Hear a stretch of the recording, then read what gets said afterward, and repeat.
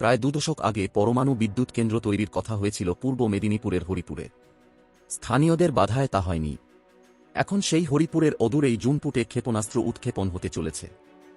সূত্রের তরফে দাবি করা হয়েছে, ফেব্রুয়ারির শেষে বা মার্চের গোড়াতেই এখান থেকে ক্ষেপণাস্ত্র উৎক্ষেপণ করার কথা কেন্দ্রীয় সংস্থা ডিআরডিওর, defence research and development organisation. তবে গোড়ায় কিছুই জানতেন না বাসিন্দারা। কয়েকদিন ধরে লঞ্চিং প্যাড তৈরি হচ্ছে, বসেছে বোর্ড। মৎস্যজীবী প্রধান এলাকার বাসিন্দাদের আশঙ্কা, এতে দূষণ বাড়বে, বিপন্ন হবে জীবন জীবিকা।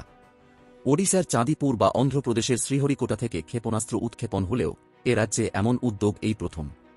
পূর্ব মেদিনীপুরের জেলাশাসক তনবীর আফজল মানছেন, ফেব্রুয়ারি শেষে বা মার্চের গোড়ায় ডিআরডিও ক্ষেপণাস্ত্র উৎক্ষেপণ করবে।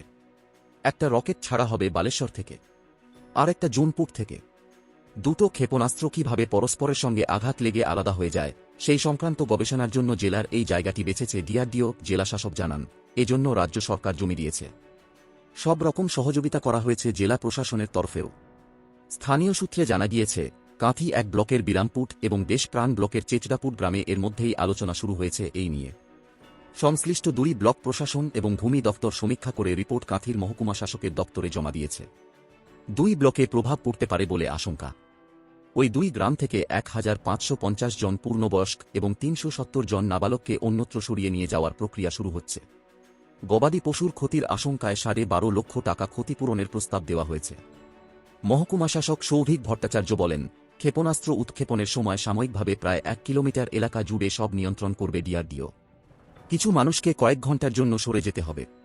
ক্ষতিপূরণের ব্যবস্থাও রয়েছে। শুক্রবার দুপুরে সমুদ্র থেকে মাছ ধরে বাড়ি ফিরছিলেন স্থানীয় শ্রীপতি দলুই। বললেন, কয়েকদিন বাদে যদি দরজা বসিয়ে বলে সমুদ্রের দিকে যেতে দেবে না, তাহলে না খেয়েই মরতে হবে। ক্ষেপণাস্ত্র উৎক্ষেপণ কেন্দ্রে যাওয়ার রাস্তার ধারে ভ্যান রিকশা সারাচ্ছিলেন বছর 40-এর নীলকমল গিরি।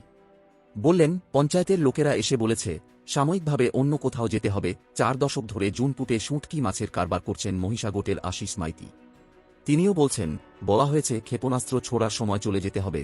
পূর্ব মেদিনীপুর মৎস্যজীবী ফোরামের সাধারণ সম্পাদক দেবাশিস শ্যামলের মতে, জাতীয় নিরাপত্তার স্বার্থে ক্ষুদ্র মৎস্যজীবীদের স্বার্থ ক্ষুণ্ণ হতে বসেছে। ক্ষেপণাস্ত্র উৎক্ষেপণ হলে সামুদ্রিক মাছের ঘাটতি হবেই।